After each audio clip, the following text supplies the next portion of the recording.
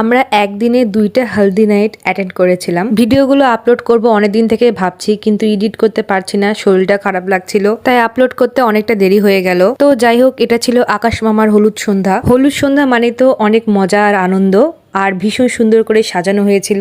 অনেক পরিমাণে মানুষ ছিল, যার জন্য আমরা বসার জায়গায় পাচ্ছিলাম না। তো যাই হোক, 2টা চেয়ার ম্যানেজ করে আমি আর মা বসেছি।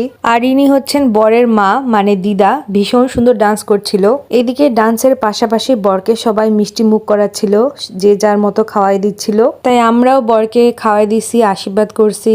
আর এই তো ভিডিও ফটোশুট করেছি। দিঘিমণি তো 1 টাকার কয়েন দিয়েই মামাকে আশীর্বাদ দিয়েছে। এটা ভীষণ হাস্যকর ব্যাপার ছিল। আর আমি কোনটা ছেড়ে কোনটা খাবো বুঝতে পারছিলাম না। তারপর শেষমেশ ভাবলাম পায়েসটাই খাওয়াই দিই। তারপর এই তো দিঘিও মিষ্টি খাওয়াই দিয়েছিল। আসলে এই সময়টা অনেক ভালো লাগে, সবাই খাওয়াই দেয় আর বসে বসে যে খায় সে শুধু মজা নেয়। আমার তো এই ব্যাপারটা খুবই ভালো লাগে।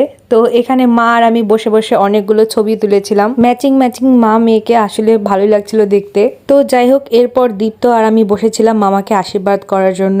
আর দীপ্ত মামাকে পায়েসই খাইয়ে দিচ্ছিল। তারপর হলুদ পার্টিতে আমরা খেয়েছিলাম মিষ্টি, সিঙ্গারা আর কেক। তো যাই হোক, রাত হয়ে গেছিল, এখানে আর বেশিক্ষণ থাকা হয়নি। এরপরে আমরা আরেকটা হলুদ পার্টিতে গেছিলাম। এই হলুদ সন্ধ্যাটা হয়েছিল আমাদের পাড়াতেই, আমার এক মাসির। যেহেতু বেশি রাত হয়ে গেছিল, তাই আর এখানে থাকা হয়নি বেশিক্ষণ। এই তো কয়েকটা ফটোশুট করেছি। আর এই মা তো বইয়ের সাথে গল্প লাগানো শুরু করে দিয়েছে। আর এখানেও সুন্দর করে সাজানো হয়েছিল।